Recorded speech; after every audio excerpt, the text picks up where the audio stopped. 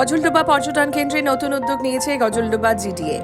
জানা গিয়েছে যেখানে নৌকাবিহার হয় সেখানকার রাস্তাটি পেভার ব্লকের করা হবে। সিঁড়ি, পর্যটকদের বসার জায়গা, পথবাতি সহ সৌন্দর্যায়ন করে তোলা হবে। জিডিএ তহবিল থেকে 87 লক্ষ টাকা বরাদ্দ করা হয়েছে। বৃহস্পতিবার নতুন উন্নয়ন প্রকল্পের কাজের শুভ সূচনা করেন জলপাইগুড়ির জেলাশাসক মৌমিতা গোদারা বসু ও রাজগঞ্জের বিধায়ক তথা জিডিএর ভাইস চেয়ারম্যান খগেশ্বর রায়।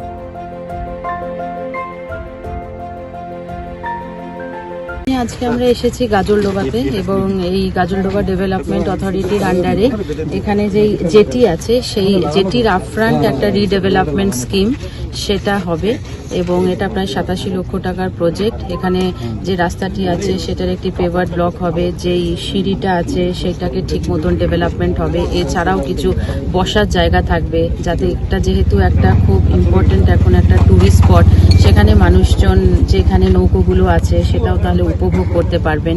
তো এই স্কিমটা গাজলডোবা ডেভেলপমেন্ট অথরিটির আন্ডারে নেওয়া হয়েছে, সেটার আজকে শুভারম্ভ হবে।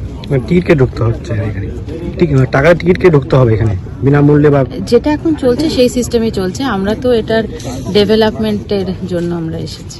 ঠিক আছে, কতদিনের মধ্যে কাজ শেষ হবে? এখন যেটা টেন্ডারের টাইমলাইন্স আছে সেটার অনুযায়ী শেষ হবে, সেটা তো দেখতে হবে টেন্ডার নর্মসে কি আছে।